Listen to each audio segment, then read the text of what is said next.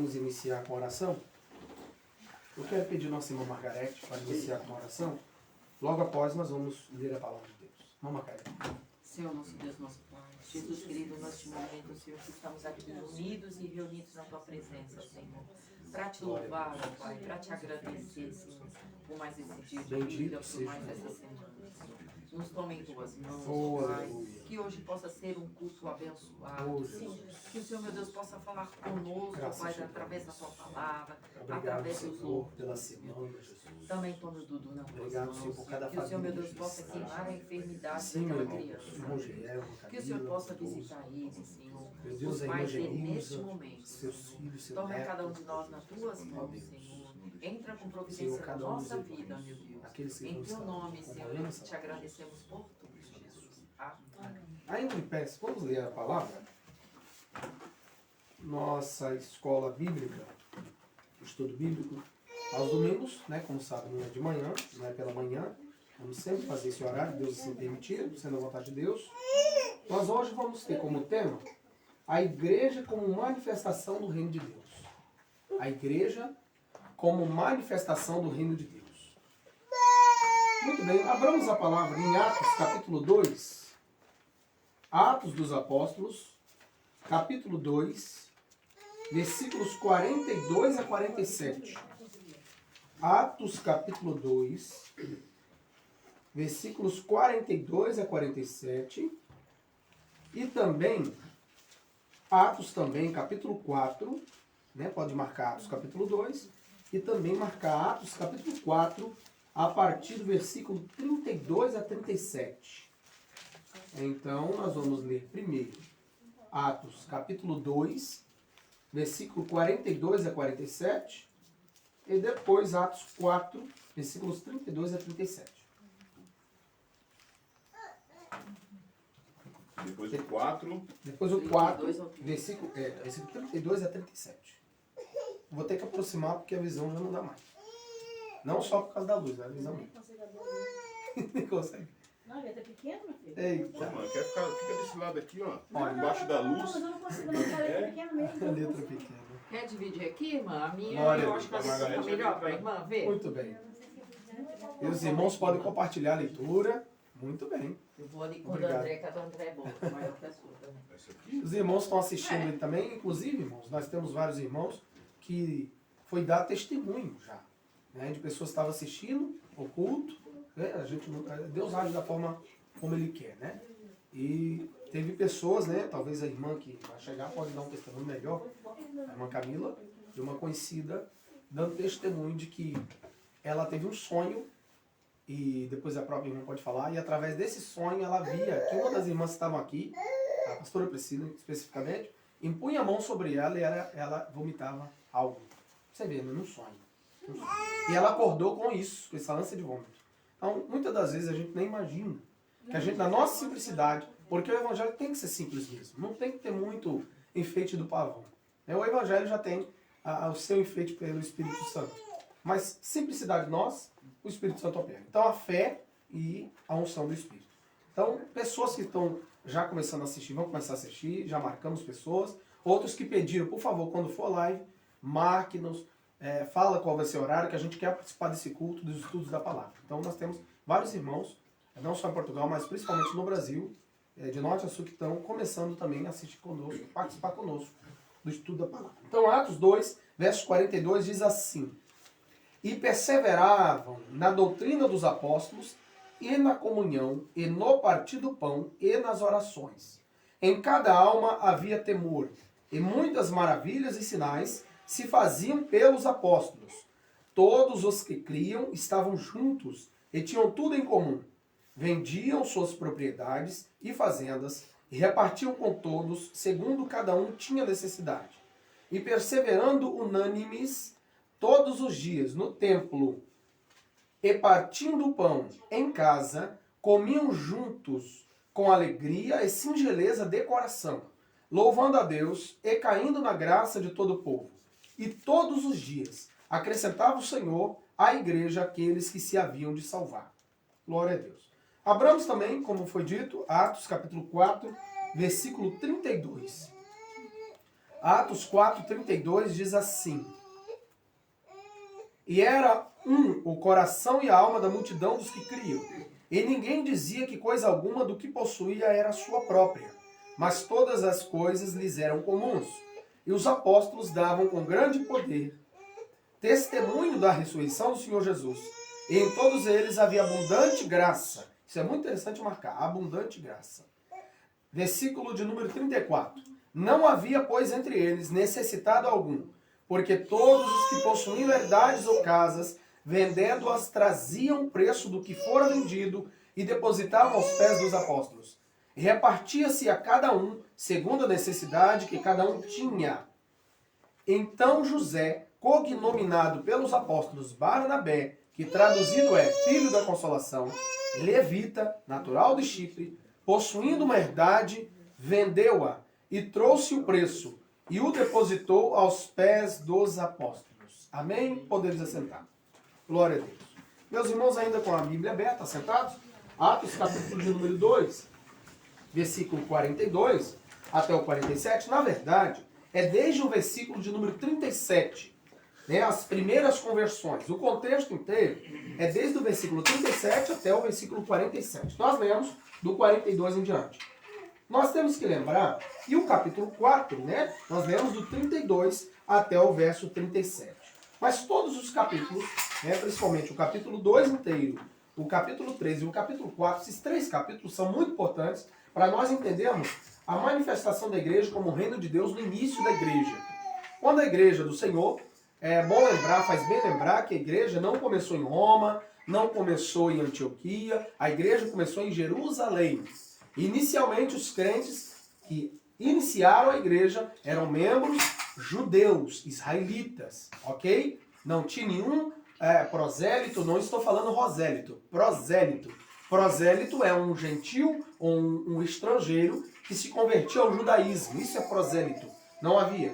Também não havia nenhum gentil ou estrangeiro que congregava na igreja ainda. Então todos os membros da igreja de Jerusalém eram judeus. Depois sim que foi se agregando outros que eram gregos, que tinham uma origem misturada com o judaísmo, que tinha pai judeu e mãe judia, como é o caso de Timóteo, né? Timóteo tinha essa questão, Tito também, que tinha uma mistura de raça entre grego e israelita. E aí foi se misturando, porque na verdade nós já sabemos que o evangelho é para todos os homens, não é somente para os judeus. O evangelho é para toda a humanidade. Agora, é muito importante nós lembrarmos o termo do significado, porque a Bíblia foi escrita em grego no Novo Testamento. E não adianta eu pegar um dicionário em português, na linguagem brasileira, ou em português da linguagem de Portugal, e tentar interpretar as palavras da Bíblia no Novo Testamento. Não é assim que funciona. Porque a Bíblia foi escrita em grego. Se ela foi escrita em grego, então deve-se haver uma interpretação do grego. E é por isso que Deus levanta mestres na igreja, como nós já dissemos. Levanta aqueles que têm unção, mas também que estudam. Não adianta somente ter unção, tem que ter estudo. Eu repito que é muito importante ter unção e conhecimento, é os dois, é graça e conhecimento. A graça é o poder, a unção, o conhecimento é o conhecimento da leitura da palavra e estudar. Então, por exemplo, para os irmãos terem ideia, em qualquer profissão, por exemplo, para se conduzir um avião, tem que se estudar, ué. Não se conduz um avião que vai levar vidas humanas, uma carga humana, sem ter um estudo. Para fazer qualquer outro tipo de profissão, tem que haver um treinamento, uma formação. Aí para pregar o evangelho, primeiro a formação vem do céu, é a unção do Espírito, revelação do Espírito, mas também precisa se estudar.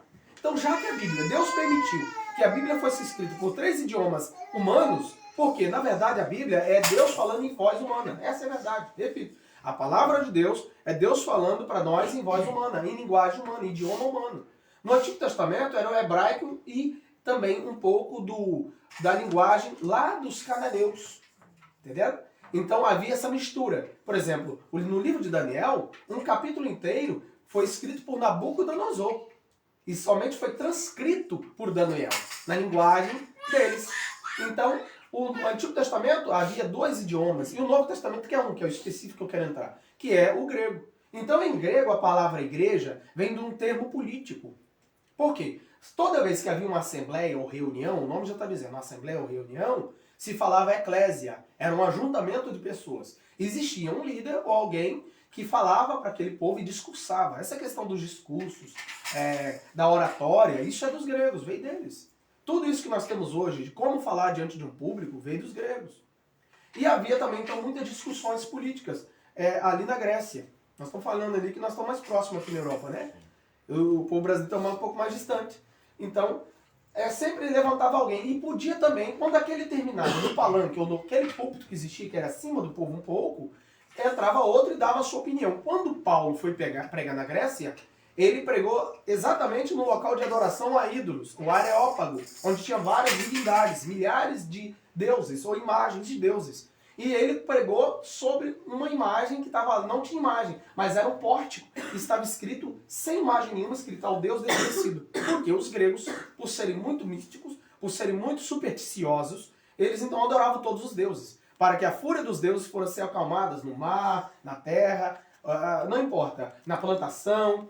Então eles queriam agradar todos os deuses. Com isso, eles queriam adorar também, até mesmo ao Deus que eles não conhecessem. Então colocaram um altar ao Deus desconhecido. Paulo, aproveitando o ensejo, pregou, naquela linguagem, Paulo pregava em 2 tipos de grego. Quais são os gregos? O grego koiné, que é o grego comum do povo, que a Bíblia foi escrita nesse grego. É o grego dialeto, que o povo entende. E existe o grego clássico, que eu estudei um pouco. Então o grego clássico já é para os doutores, já é para os catedráticos, né?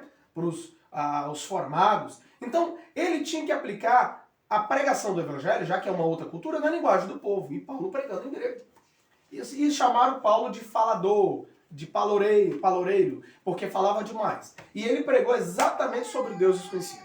Então ele aproveitou aquele momento da eclésia, que é a palavra em grego para igreja, daquela assembleia, e ele então entrou naquele local, naquele palanquinho, e também começou a discursar. Mas ele não discursou sobre uma questão política, só puxar. Ele não discursou sobre uma questão política, ele falou sobre questão espiritual. Ele aproveitou e pregou o evangelho. Então, para os irmãos terem ideia, esse ajuntamento chamado eclésia, a palavra igreja no grego vem da palavra eclésia, de ajuntamento. Daí surgiu a Assembleia de Deus, eclésia de Deus, assembleia, reunião de pessoas, ok? Muito bem. Com vista nisso, então a palavra eclésia significa convocados ou chamados para fora. Então Cristo, quando ordenou que haveria uma igreja que espiritualmente seria chamado o seu corpo, espiritualmente, e Cristo é o cabeça da igreja, vejam que na cabeça, né, Deus usou a linguagem humana para explicar o que é a igreja. Na cabeça está os maiores sentidos, da visão, né, do olfato, do paladar e da audição. São os 4 principais sentidos, está tudo na cabeça. Porque é a cabeça que governa o corpo. E a Bíblia diz que nós, a igreja de Cristo, espiritualmente, misticamente, nós somos o corpo de Cristo. Porque o corpo humano é dividido em 3 partes, cabeça, tronco e membros. É assim que funciona. Então, já que o cabeça é Cristo, é Ele que vê, é Ele que cheira, é Ele que fala, é Ele que ouve, e Ele passa as ordens para o corpo. E o corpo sente. Por quê? A maior parte da questão do sentido de toque, né, de apalpar, estou usando uma linguagem bem simples para os irmãos entenderem. Quem está aqui, quem está lá ouvindo lá. Então, existe esse sentido. Quem sabe o nome do sentido do toque? Tato. Tocou, é o tato, é o corpo. Então vejam bem, Cristo é o cabeça, ele dá ordem para o corpo que somos nós. E nós é que sentimos. É nós que tocamos. Veja o objetivo de Cristo. Como que até numa linguagem biológica, uma linguagem, por que não dizer biologia, Deus está usando até a ciência dos homens, porque foi Ele que criou a ciência. Foi Ele que deu inteligência aos homens para criar a ciência de qualquer forma. Foi Ele.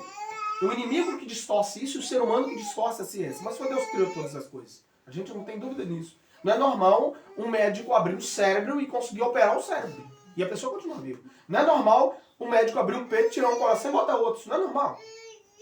Só Deus pode fazer isso. Só Deus tem poder para dar sabedoria aos homens para isso. E existem os dons naturais que Deus deu, como esses. Então, veja que a importância da igreja, da manifestação da igreja. Cristo é o cabeça. Ele está sempre acima do corpo. Nesse momento ele não está fisicamente entre nós, ele está espiritualmente entre nós. E nós cremos nisso. Porque a Bíblia diz que quando estiver 2 ou 3 reunidos, numa eclésia, numa reunião, ele está presente. Amém? Então ele está entre nós. Mas ele está no céu agora, à direita do Pai. Ele sempre estará por cima, sempre estará à cabeça. É Ele que dá governo para a igreja, é Ele que dá ordens para a igreja. Mas quem sente é a igreja. E quem faz o tato com a população mundial é a igreja. Por quê? Os homens, a humanidade tem que conhecer Cristo através do tato da igreja, do corpo de Cristo. O corpo de Cristo representa ele na Terra. Então, como que o reino de Deus vai se manifestar nesse planeta? Através da igreja. Então, não é uma igreja estática, parada, paralisada. É uma igreja que se move, uma igreja que vai, que vem. Uma igreja, como disse Paulo, que vai para a direita e vai para a esquerda. Então, é uma igreja que avança para frente e que tem hora, como nós já dissemos, ela retorna em uma estratégia de batalha espiritual, mas é uma igreja que vai de encontro para que as pessoas, para que a humanidade saiba que existe um reino. Lembra de Jesus? Quando Jesus estava preso para ser crucificado, para ser açoitado e crucificado, ele automaticamente, alguém disse, se tu é rei, você é rei, falou para ele, tu és rei, ele disse, você que disse. Mas o meu reino não é deste mundo. Porque se meu reino fosse desse mundo, os meus súditos, que são os anjos, eliminaria todos que estavam ali. Ele disse, se eu quisesse, pediria ao Pai, ele mandaria mais de 12 legiões de anjos. Humanamente falando, a linguagem de legião na época de Jesus e de Paulo indicava o quantitativo de soldados romanos, que era no mínimo 6.000 soldados romanos. Então, mais de 12 legiões de anjos, dá mais de 80.000 anjos do Senhor, poderia descer ali ao seu comando e destruir todo mundo com facilidade. Se um anjo do Senhor, um anjo simples, pode destruir 185.000 seres humanos, imagino que 80.000 anjos fazem. Existe anjos, já dissemos isso aqui, vamos ainda ter um estudo sobre isso, Ministério Angelical, um anjo que pode destruir o planeta inteiro. Existe um anjo que a Bíblia diz, está em Apocalipse, que ele vai tocar o sol e o sol vai apagar. Você imagina, imagina o poder, imagina o nosso Deus. Como que Cristo vai se manifestar nessa terra? Como que ele vai mostrar o seu reino nessa terra? Através da igreja. Por quê? Jesus não vai usar a estratégia da política humana. Não. Ele não vai usar a política de partidos, ele não vai usar a filosofia de Karl Marx, de Lenin, não vai usar outro tipo de filosofia direita, esquerda, extrema direita, não vai usar nada disso. A filosofia do reino é diferente. Agora, nós temos que entender que se a igreja é a manifestação do reino de Deus, e se a igreja é parte do reino de Deus na terra, se é um reino, tem um rei. E se é um rei, existe um trono. E se tem um trono, existem normas e diretrizes. E aí que está. As normas do reino. As diretrizes do reino. Existem súditos. Quem são os súditos do reino? Nós somos súditos do reino. Aquele que é membro do corpo de Cristo são súditos desse reino. Então, o mundo vai conhecer essa eclésia assim. Só que o nome eclésia já diz. Ninguém que era chamado uma reunião, uma assembleia, uma eclésia, no centro de uma reunião na Grécia, como foi tirado esse nome igreja, eclésia, em grego, ninguém ficava em casa. Todos saíam das suas casas e iam para aquela reunião, porque todos participavam da reunião. E todos queriam saber o que estava acontecendo para o bem-estar da sua cidade. Olha que coisa séria. Daí surgiu o nome igreja. A igreja de Cristo não é diferente. Nós temos que orar, nós temos que aprender a palavra, nós temos que pedir direção do rei, que é Jesus, para que nós tenhamos sabedoria de como nós vamos administrar aquilo, a ordenança que ele nos deu. Ele nos deu normas, diretrizes, e nos deu uma ordem, não só imperativa, mas uma ordem que no português brasileiro a gente chama de gerúndio. O que é gerúndio no português do Brasil? É que eu devo ir e continuar fazendo. Porque antigamente nós éramos ensinados assim, olha irmãos, o imperativo de Cristo. O que é imperativo de Cristo? É uma linguagem do português do Brasil, e também tem de português de Portugal, que indica que o imperativo é uma ordem. Foi dada uma ordem. Ide por todo mundo, pregar o evangelho a toda a criatura. Ok, pá. Só que imperativo é uma ordem única que para. Você fez, parou. Nós não. Nós temos o gerúndio, que já é mais além. Eu devo ir e continuar fazendo. Porque não é só pregar o evangelho. A igreja é a manifestação do reino, não só pregando, mas também discipulando e descendo as águas batismais. Essa é a função. Então eu não devo parar só na pregação do evangelho. É aí que está. Eu acho que eu estou falando alto, né? Pregador não tem jeito. Acaba virando uma pregação. Eu não era pregador eloquente, eu sempre fui ensinador. Deus vai fazendo cada coisa. Vamos ver algumas características da igreja. Vamos lá. No próprio texto que lemos, Atos capítulo 2, versículo 42 a 47, nós temos algumas características da igreja, ok? E também nós lemos, para os irmãos que chegaram depois, e quem está chegando aí agora, é Atos capítulo 4, versículo 32 a 37 que lemos. Vamos ver algumas características da igreja que está em Atos. Primeiro, perseverança na doutrina. Eita, encheu de fumaça de novo. Essa fumaça aí, irmão, não é a fumaça da unção, não. Isso é a fumaça da lareira mesmo. Quiser abrir, pode abrir. Pode abrir a porta inteira. Aí sai tudo. Muito bem. Primeira coisa, primeira característica da igreja, que é a manifestação do reino de Deus. Ela é perseverante na doutrina. Nós vamos ver daqui a pouco que doutrina é essa. Segundo, comunhão. Koinonia. Comunhão. Daí vem a palavra koinonia, vem do grego. Eu devo ter comunhão. A Bíblia diz que eu devo ter comunhão uns com os outros. E a Bíblia vai além. Ela diz que eu devo ter paz com todos os homens. Aí já é diferente. Vamos ver a diferença entre paz e comunhão. É diferente. Ok? Eu devo ter paz com... Se possível, a Bíblia diz em Hebreus. Se possível, tenhais paz com todos os homens. Aí você pode perguntar, pastor, por que se possível? É porque a mim, muitas das vezes, é possível ter paz. Mas ao outro ou a outra não é. Muitas das vezes você quer ser amigo de alguém, aquela pessoa não quer ser seu amigo de jeito nenhum. Muitas das vezes seu coração é limpo e puro para uma situação, para uma pessoa. Mas ela vai, olha para ti e olha assim, não vou com a tua cara. Nem te conhece, não sabe nem de onde você veio. Eu sei que os irmãos já tiveram exemplos desses e talvez nós já fizemos isso com outros também. Não fui com a cara daquela pessoa, mas como que você vai com a cara dos outros? Se eu chegar aqui em casa com cara de outra pessoa, meu não deixa nem entrar. Os filhos botam para vai embora. Pode falar, irmão. Fica à vontade. Eu pegar a cadeira do Dudu, sentar aqui, não pode esse vento. Tá cortando um vento aqui. Ó. Pode ficar à vontade. Os irmãos... Muito bem, vai. Pode ficar à vontade. Vai lá, senta aqui, ó. Porque isso aí, esse vento aí, muito bem, irmão. Obrigado. Muito bem. Muito bem, então, segundo, comunhão. Terceiro, no partir do pão. Olha para cá, irmãos. Olha para mim. Então, terceira característica da igreja. Os irmãos estão assistindo, a igreja está no lar. Então tem toda essa liberdade aqui mesmo, tá? O pastor está ministrando para os irmãos. Vocês estão comendo aí também, mas quem está comendo mais é eles aqui. Então os irmãos têm toda essa liberdade aqui. Tá, irmão? Não se acanhe não de perguntar, levantar as mãos. Tá? Os irmãos podem fazer questionamento, podem fazer sugestão, pode fazer perguntas dentro do texto. Eu preciso que faça isso. Tá? E eu agradeço ao irmão que viu rapidamente essa questão do dedo. É verdade. Não é fácil, é muito sério essa situação. Muito bem. Terceiro, então, no partir do pão. O que é partir do pão? É só naquele momento que a gente parte um pedaço de pão para comer? Não. É alimento, é víveres. Eu tenho, sei que o meu irmão não tem, tô nem aí. Na igreja primitiva não existia isso. Eu, uma vez, isso tem, antes que eu namorasse Priscila, então tem mais de 20 anos. Eu era sempre muito ativo na igreja.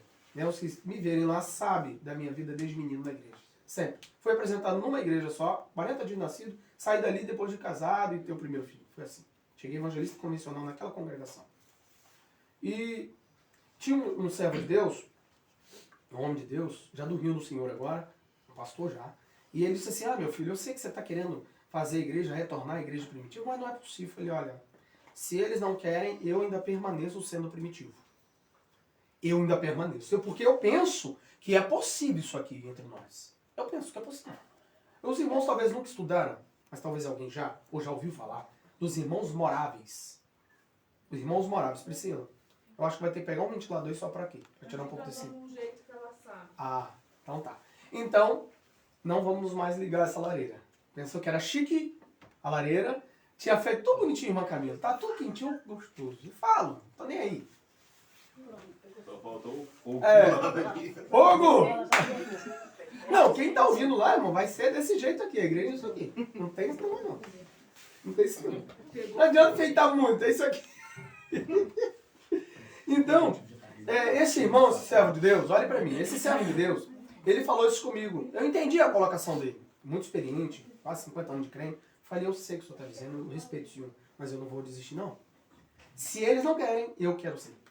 Então é possível. Existe então uma história chamados irmãos moráveis. Isso é a história da igreja. Tá? Isso mais ou menos pelos idos de 1700, final de 1700 para 1800. Esses crentes eram os moravianos. Eles construíram uma cidade. E para quem não sabe, toda a cultura judaico-cristã ocidental foi realmente a ideologia, filosofia pelos judeus e pelos cristãos. Escola pública, quem criou? Os crentes evangélicos. O sistema de voluntariado foi os crentes que criaram. Ninguém fala isso no mundo. Ninguém fala isso no mundo. Todo sistema de voluntariado que vocês conhecem foi os crentes. Evangélicos que inventaram isso. Os protestantes. Mas ninguém fala isso. Ninguém comenta sobre isso. Muitas coisas que no mundo existem hoje para socorrer em sentido de social, porque a igreja é uma sociedade no sentido de socorrer o próximo. Nesse sentido, ok? Essa é a função da igreja. De ajudar o próximo em qualquer instância. Primeiro, espiritual. Segundo, no sentido, alimento, roupa, é normal. O que acontece? O mundo inteiro pegou isso. Isso muito antes da Igreja Católica Romana, tá? Bem antes dela. A igreja já fazia isso. Porque a Igreja Romana começou a existir pelos idos de 100, 105 depois de Cristo. A Igreja de Cristo começou pelos idos do ano 36, 37 depois de Cristo. Então, quase 70 anos antes já existia a igreja em Jerusalém, a segunda igreja em Antioquia, assim foi por toda a Ásia Menor e depois foi para Roma. Quem que levou a igreja para Roma? Os crentes, que fugindo da perseguição, viajaram muitos crentes para Roma. E outro irmão, não precisava um apóstolo fundar uma igreja. Você não precisava disso. Um membro da igreja levantava uma igreja numa casa. Começava um culto na sua própria casa, na casa de outra pessoa, e era. Os irmãos, nós lemos aqui que a igreja tinha comunhão em tudo, nas orações, no templo e em casas. Eu quero lembrar que o templo aqui não é o templo que hoje nós temos não, tá? Era o templo de Jerusalém. Por que temos Jerusalém, pastor? Sim, não esqueçam que eles eram judeus. Vocês não podem esquecer disso. Por enquanto, os sacerdotes toleravam os crentes indo ao culto judaico. Tanto que Paulo aproveitava as congregações deles, judeus, do judaísmo, que não era como as nossas, que eram chamadas sinagogas. Na verdade, a sinagoga foi criada com o sentido só de ensino da palavra. Era uma escola bíblica judaica, só para ensinar. Não havia louvores, não. Era estudo da palavra. Jesus entrou em muitas delas e pregou em algumas delas. Vocês já leram isso na Bíblia. Paulo aproveitava as sinagogas para pregar aos judeus, porque ele entendeu que Jesus deu ordem que a igreja deveria se manifestar primeiro aos judeus, que são os filhos, e depois aos demais gentios. Então, Jesus disse, vai primeiro aos judeus, depois vai para os gregos. Essa foi a ordem de Cristo. Só que os judeus o rejeitaram. Nem mesmo depois da morte de Cristo, da ressurreição, eles aceitaram, só que aceitaram a pregação do Evangelho. Então, Paulo foi aos gentios e Pedro e os demais continuaram pregando entre os judeus. Então, havia o partido pão, característica da igreja. Tá? Os irmãos podem ficar à vontade aí. Havia característica da igreja. Qual é a característica? Eles não suportavam ver o irmão com problema. Suportavam. Por exemplo, estamos em época de frio. Se eu tenho mais de um casaco, era normal que eu desse para o outro. E outro, não precisava ninguém levantar de eis assim de um senhor que tem que comprar e ajudar. Não é isso não. Não precisava disso não. Você nunca vai ver na igreja primitiva Deus levantando alguém falando, eis meus servos, vendam suas propriedades e dê aos pés dos apóstolos. Vocês não vão ver essas coisas. Era normal isso. Natural. Era comum. Por isso que eles tinham tudo em comum. Outra coisa que a igreja tinha, oração. Outra, vamos dar sequência. Havia temor. Sinais, prodígios e maravilhas. Compartilhamento, já falamos. Reunir-se no templo e nas casas, falamos. Louvavam a Deus. E Deus acrescentava à igreja todos os dias aquele que se havia de salvar. Agora, nomes da igreja na Bíblia. A igreja tem outros nomes. Né? Como que eram chamados? Como que os crentes eram chamados no início da igreja? Quando a igreja se manifestou ao mundo? Eram chamados assim, os da seita do caminho. Os da seita do caminho. Em muitos locais, principalmente nesse país que estamos, somos chamados de seita ainda. Porque eles acham que nós que saímos do catolicismo. Eles que saíram de nós. Foi o contrário. Foram eles que saíram de nós. Nós nunca saímos deles. Eu sei que a maioria aqui foi criado com linhagem, talvez, ou com os parentes que eram do catolicismo. Mas no início não era assim. No princípio não foi assim. Sempre foi a igreja primitiva que levava ao mundo a pregação do Evangelho. Foi a igreja de Jerusalém que pregou a igreja de Roma. Os crentes de Roma que pregou. Depois que Constantino, pelos anos do ano 325, se tornou imperador romano e deu uma de crente. Até se batizou e disse que teve uma visão. E nessa visão ele via no escudo dos guerreiros uma cruz. E uma voz disse assim para ele, com este símbolo vencerás. E ele botou aquele símbolo de cruz em todos e virou os chamados cruzados. E ele conquistou muitas nações. E outra era assim, aceita? Não, então morre. E ele se tornou o superior da igreja. Ou seja, uniu o governo político ao governo religioso. Isso não funciona. A igreja tem poder e autoridade para orientar ao governo. Você sabia disso? Que a igreja deve... Isso é desde os tempos antigos. Os profetas eram os conselheiros dos reis. A igreja tem autoridade para isso. Irmão, isso está dando sufoco aqui. Abre só isso que tiver que preciso. Eu tô preocupada porque eu e o Dudu tá atacado da asma. Pois é, né? Então. Eu tô inquieta aqui, Pois fazendo é. ele fome. Então, se os irmãos quiserem abrir, Então. abrir é melhor.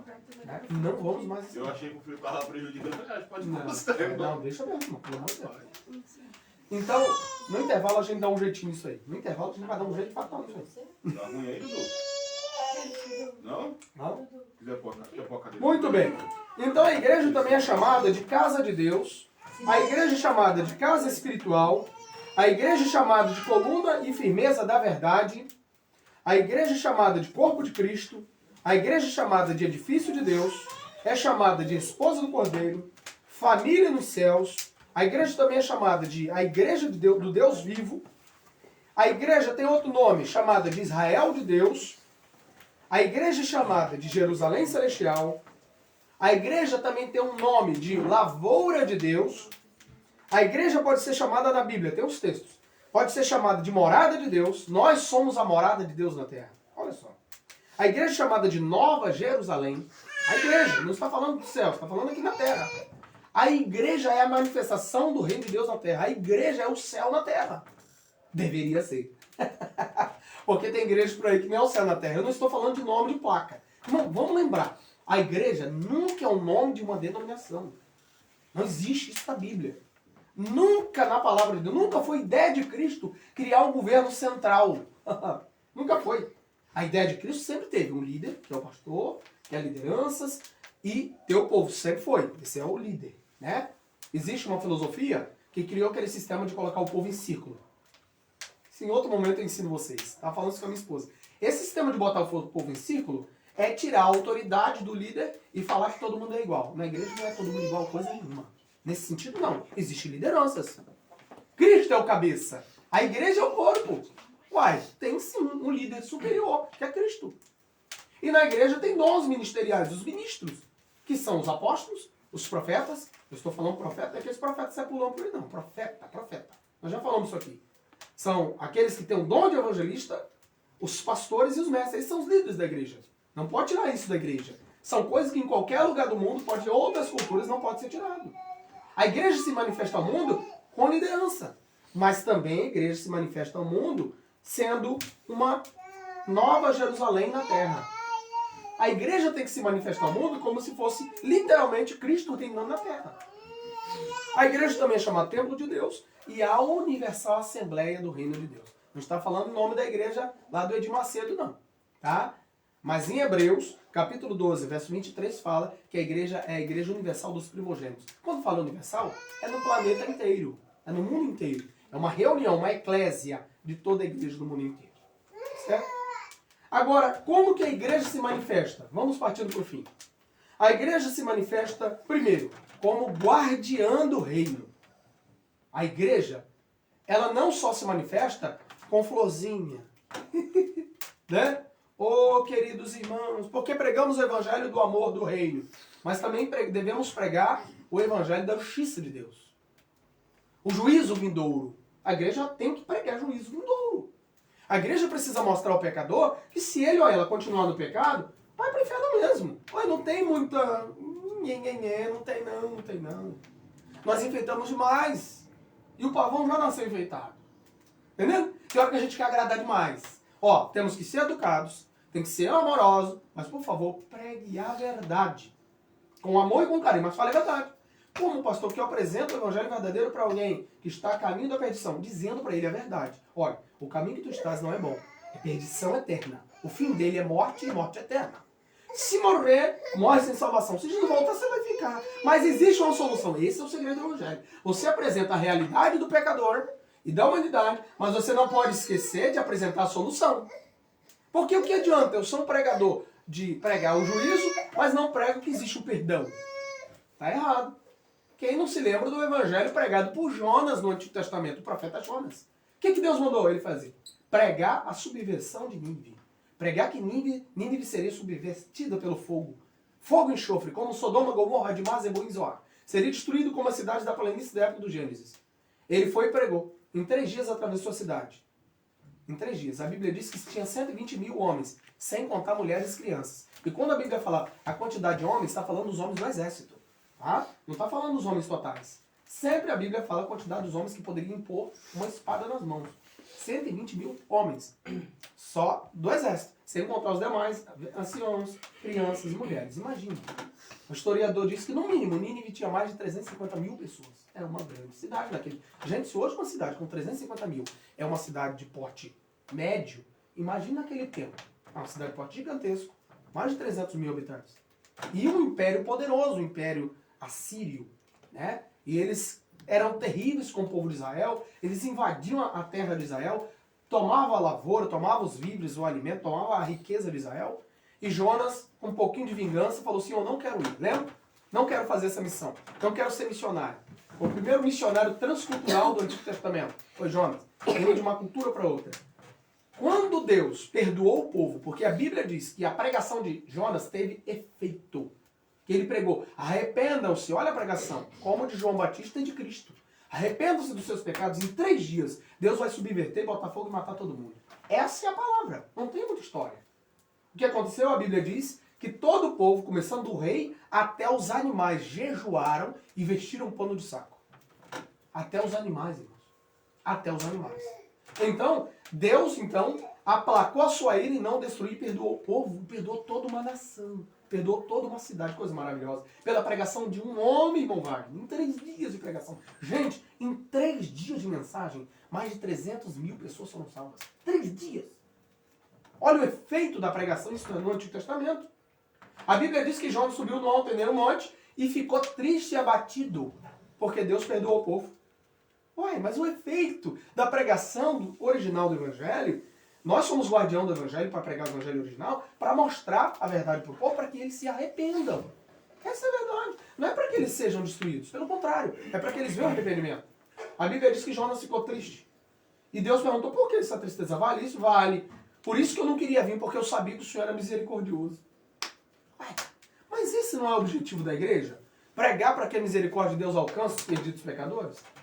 Então a igreja tem que lembrar que nós somos guardiões do reino, mas não é para condenar, é para trazer a mensagem, sim, de que há uma condenação, mas há um perdão. Ó, a igreja é guardiã primeiro da doutrina. O que é a doutrina? A doutrina é a base ideológica do reino, seus princípios, é a filosofia do reino, é a mente de Cristo, é o evangelho pregado, as doutrinas da palavra. Tem pessoas que pensam que o reino de Deus não tem normas e regras, o reino de Deus é feito de normas e regras. E essas normas e regras e doutrina é a ideologia do reino. É a filosofia do reino. É o que Deus pensa para os seus súditos. É o que Deus quer para os seus súditos. Segunda coisa que a igreja é guardiã, os sacramentos. Quais são os sacramentos? Uma linguagem, você pastor, sacramento é catolicismo. Não, sacramento é linguagem em grego, gente. É em grego. Sacramento é a palavra grega e latim. Sacramento é o batismo em águas e a ceia do Senhor. A igreja, nós ainda guardamos isso. Inclusive, se Deus quiser, próximo domingo, todo primeiro domingo nós vamos ter a Santa Ceia. Cumprindo a ordenança e guardando esse princípio, que é a ceia do Senhor. Mas antes disso, o batismo em águas. A igreja também é guardiã da vida espiritual. A igreja deve ser o porto seguro de qualquer pessoa no sentido espiritual. Porque o mundo, irmãos, o problema do mundo é 100% espiritual. Ok? É 100% espiritual. Porque tudo que acontece no mundo material vem primeiro do mundo espiritual. Porque o mundo espiritual reflete no mundo material. Então tudo que está acontecendo no mundo é por causa do pecado do homem. Tudo. Não tenha dúvida. Tudo que aconteceu foi por causa do pecado. A terra foi amaldiçoada por causa do pecado. Então envolve questão espiritual. Ninguém mais tem autoridade na terra para controle, para guardiã da vida espiritual do que a igreja. A pessoa pode ter toda a riqueza do mundo. Mas um crente, por mais simples e pobrezinho, que mora numa tapeira, ora por ele, ele é curado, ele é abençoado, e ele diz assim, eu dou toda a minha riqueza para ter o que tu tens. Eu dou tudo que eu tenho para ter o que você tem, a paz que você tem. Já disseram isso para mim e para minha esposa. Pessoas que tinham condição financeira disseram, a gente dá tudo que a gente tem para ser como vocês dois, o casal que é. A família que vocês são, unido. E amor entre vocês. Tem gente que vende, tem gente que dá tudo que tem para ter o que nós temos. Por exemplo, a comunhão que temos com Deus, podemos agora fechar os olhos onde estiver e conectar-se ao mundo espiritual e chegar ao trono da graça. Gente, nós somos o guardião da vida espiritual. É nós que ainda mantemos, por isso que a Bíblia diz que a igreja manifesta-se na terra como sal da terra e luz no mundo. Sal é o tempero, é o equilíbrio. Tira o sal de uma carne, ela apodrece. Antigamente, que não tinha a geladeira ou o frigorífico, o que é que se usava? Era sal. Para conservar. Isso, meu filho. Conservava a carne. E ainda hoje, qual a função da igreja? Conserva esse planeta ainda. O dia que a igreja for tirada, já era. O dia que a igreja for arrancada, acabou. Então a igreja é guardiã de 3 coisas. Vamos repetir? A doutrina, digam, doutrina. Segundo, sacramentos. Terceiro, vida espiritual. Ok. A igreja também manifesta-se como agência do reino. Primeira coisa, a igreja é uma agência sobrenatural. É um instrumento divino de Deus na terra. A igreja é isso. Eu e você somos isso. Não, repito para quem está aqui, para quem está vendo lá. E para quem vai ver futuramente, para quem está ouvindo lá fora também. Porque a mensagem sai pela porta também. Sempre fui pregador de ali, de rua. Então eu amo essas coisas. Vocês vão ver, o pastor meio doido rodando por aqui. Calma, vai chegar o momento certo. Então, que tudo tem que ter o tempo, né?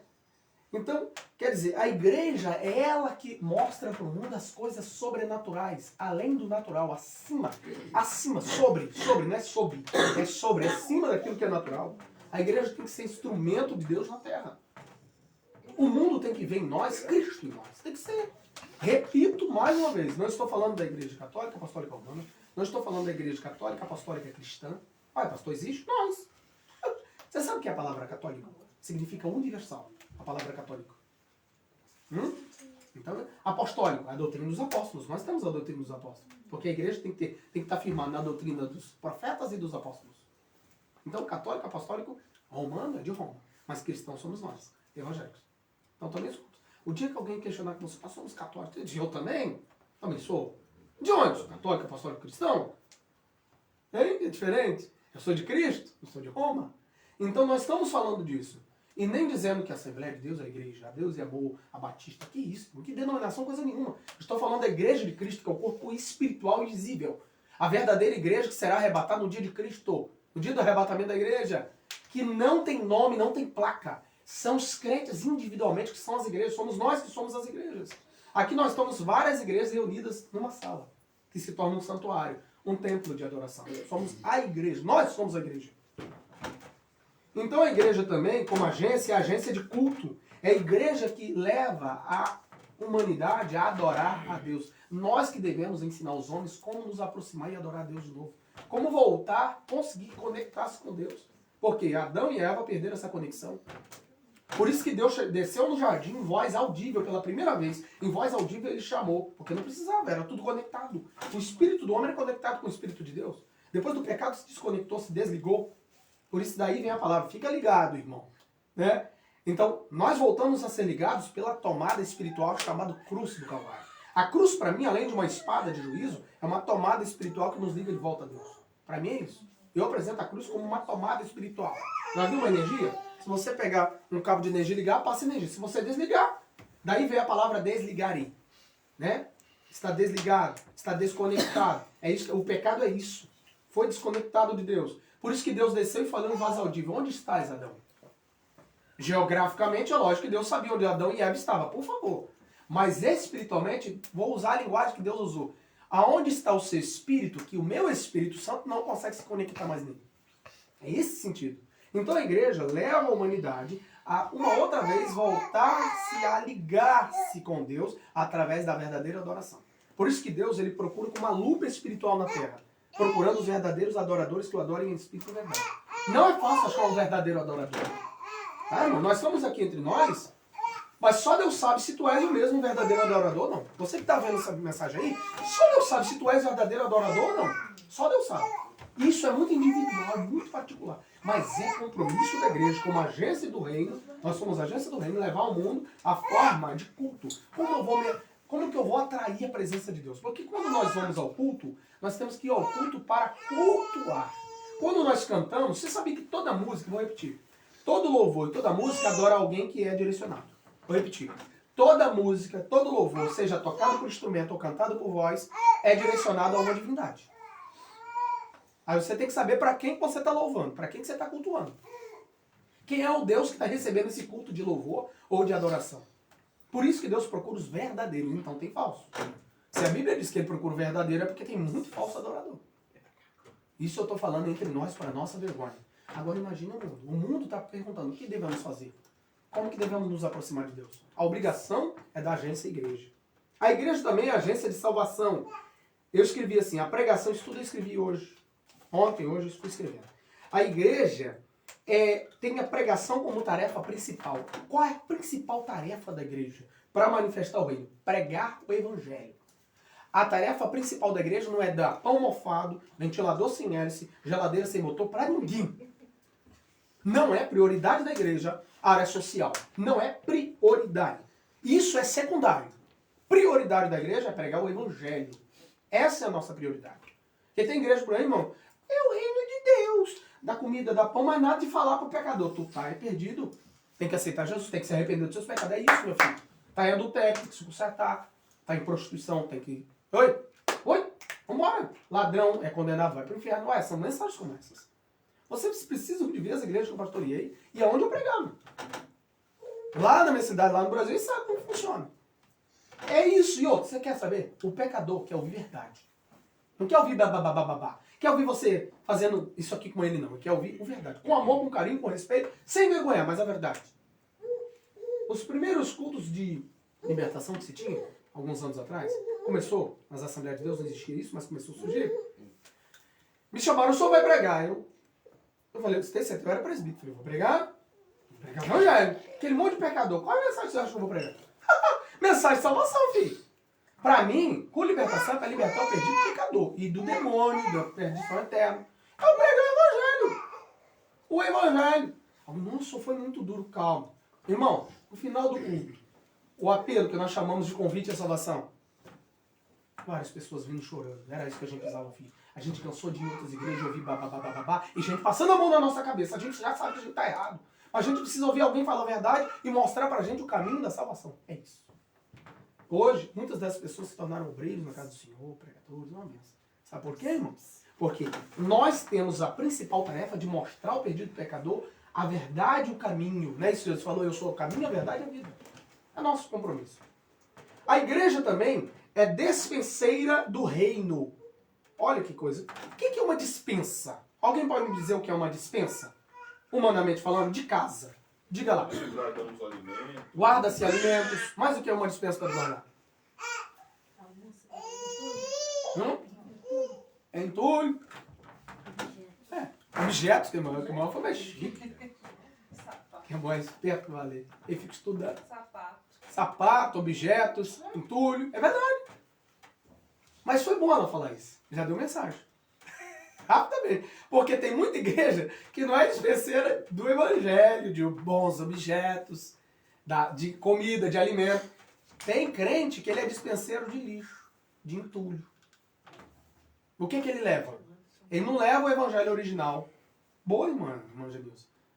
Porque depende. Você já viu? Tem dispensa que você chega, tudo arrumadinho. Mas tem dispensa tudo bagunçado. Tem dispensa que tem coisa boa. E tem dispensa que já era para ter tirado coisa para jogar no lixo. Não é isso? Não é sempre assim? Não tem igreja assim também, não? Tem igreja que cada dispensa, que aquilo ali já não serve, já era para ter sido tirado. Porque tem coisa, irmão, no nosso meio que tem que ser tirado. Que nós não devemos guardar como dispenseiros. Por exemplo, o pecado. Nós temos que fugir dele, né? Nós temos que fugir da aparência do mal, resistir ao diabo. Primeiro temer a Deus. Resistir ao diabo, ele fugirá de nós. Mas nós temos que fugir da aparência do mal.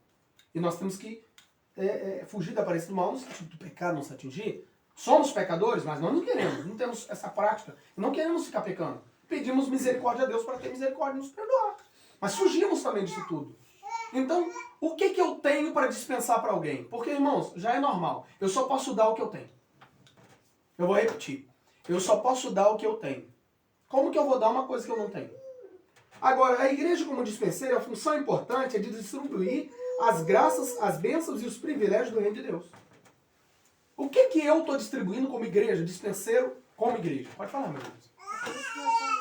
Nós temos que ser transformados para transformar vidas lá fora. Senão não tem como. Se nós não formos transformados... Não vai transformar. É a mesma coisa nós lançarmos perpétuos aos porcos. É o que a Bíblia diz. Então nós temos que ter a palavra da edificação, a palavra, o Espírito Santo de Deus em nossas vidas, para que as pessoas lá fora testifiquem a maneira de andar, no falar, a maneira de nós tratarmos as pessoas. Isso tudo lá fora nos observa. Amém. Então, como dispenseiros de Deus, o que nós estamos dispensando? Para os nossos, primeiro para os da família. Primeiro para os nossos, depois para os lá de fora. O que o nosso parente vê a gente como dispensa? O que nós dispensamos? O que nós temos dentro de nós, por exemplo, alguém fala, olha, a árvore que é apedrejada porque está dando fruto. Não, irmão, tem gente que é apedrejada porque é ruim mesmo. Nem sempre está dando fruto, é ruim. Aí Deus falou, ó, é eu mesmo que estou tomando pé dele. Não, nem sempre o fruto é bom, não. Nós temos que pensar. Tem gente que é ruim. Tem crente que é ruim. Tem igreja que é ruim. Por exemplo, Jesus foi procurar na árvore, o que ele foi procurar? Um fruto. Ele deu exemplo. Não tinha, né? Ele disse, então tá amaldiçoado. Ninguém entende isso até hoje. Isso é outro estudo, é outra coisa. Mas tem explicação para tudo. Para a época, para a plantação. E por que Jesus fez aquilo para os discípulos? E ó, só para nós, eles não entenderam nada. Até hoje tem crentes que não entenderam. Agora, o que eu tenho se um pecador vir até mim? O que eu vou dispensar para ele? Será que eu tenho graça? Será que eu tenho bênçãos, os privilégios do reino de Deus? Então, eu tenho que dispensar as bênçãos da comunhão, que tinham tudo em comum. A caridade, que é aspecto social, como a Bíblia diz, alguns vendiam suas propriedades. Já pensou Barnabé, que era chamado José? Vendeu, Barnabé mesmo da Bíblia, que foi o companheiro de Paulo. A história diz que ele era muito rico. E ele viu necessidade, foi lá e vendeu uma grande propriedade. E sabe o que eles faziam? Pegavam o dinheiro e davam nos pés dos apóstolos. Os apóstolos entregavam na mão de quem? Dos diáconos. Quem administra a finança na igreja é diaconato. Sempre foi isso o nome. Sempre foi. Mudaram isso, né? Hoje diácono é para limpar chão, para tomar conta de porta. Nunca na Bíblia um diácono foi para isso. A Bíblia sempre colocou o diácono como administrador financeiro da igreja e como administrador da área social da igreja. Sempre foi. Para mim, na igreja que eu sou pastor, todo diaconato trabalha assim. O diácono trabalha nessa área. É a área que a Bíblia mandou o diácono trabalhar. Agora, para ser, tem que ter as características do diaconato. Irmãos, as características dos diáconos eram iguais às características dos apóstolos. Não era qualquer um que era diácono. Ele era bom e piedoso, né, pastor? Sim, porque tinha que ser uma pessoa misericordiosa, uma pessoa que tivesse misericórdia do próximo. Senão, como é que ia ser? A pessoa se falou, eu tenho, nunca vou dar nada. Então os apóstolos não pegavam ali, dinheirão, o irmão Barnabé vendeu uma propriedade de 1 milhão. Esconde, dá só 10 pro povo. Que nada. Tudo era. E ninguém tinha falta de nada. Então a igreja também é testemunha do reino. São chamados testemunhas em Atos 4:23. Então a igreja é chamada de testemunha. O que é uma testemunha? Eu fecho aqui. Para manifestar o reino de Deus, a igreja se manifesta como testemunha. Uma testemunha tem que ver e ouvir. Porque senão ela não é digna de apresentar-se diante de um juiz, diante de uma corte. Para mim ser testemunha de uma coisa, eu tenho que ver e ouvir. Eu não sei se vocês já viram e ouviram da graça de Deus, das bênçãos de Deus. Se aqui ninguém ouviu, você não pode ser testemunha. Alguém critica a testemunha de Jeová. Tá errado, não. É testemunha de Jeová mesmo. Tem que ser testemunha mesmo. Da forma correta, mas tem que ser. Tem que ser testemunha de Cristo. Eu tenho que ser testemunha de um reino.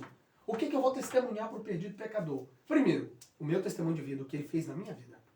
O que ele faz na minha vida. A minha vida prega. Eu sempre disse, eu prego muito mais do que falando. Eu prego andando, vivendo. As pessoas veem em mim. Eu sou uma carta escrita, você é uma carta escrita de Deus na terra.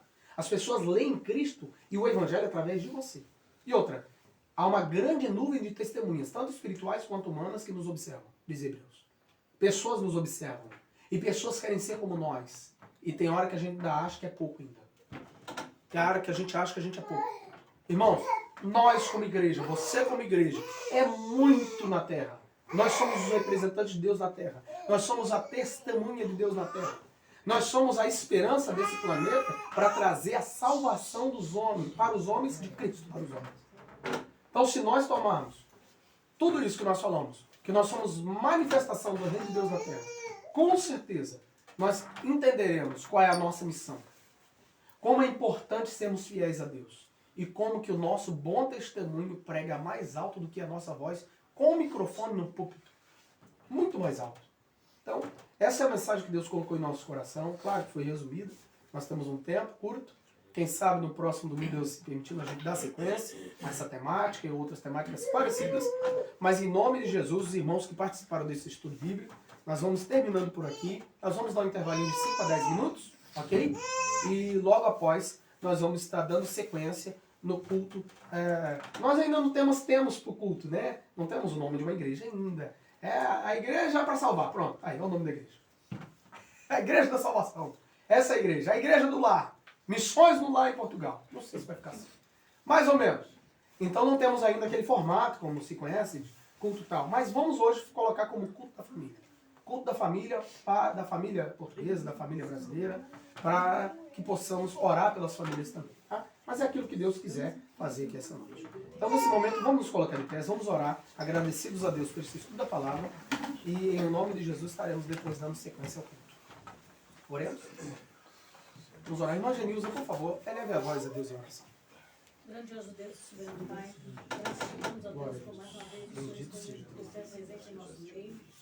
E até que o Senhor tenha nos abençoado, nos ajudado, Senhor. Obrigado, Jesus, por tudo, por cada vida. Obrigado, Jesus, pela sua palavra, pelos seus Senhor, continua filhos, capacitando, pelas suas Senhor, filhas, Senhor, teus servos, Senhor, por aqueles, Senhor, que estão Senhor, vendo também nos através abençoar do meio de poderosamente comunicação nesse dia. que o Senhor criou, Meu o Senhor Deus, ser permitiu. conosco, não todas sou essas hoje, mas para coisas. todos sempre. Amém.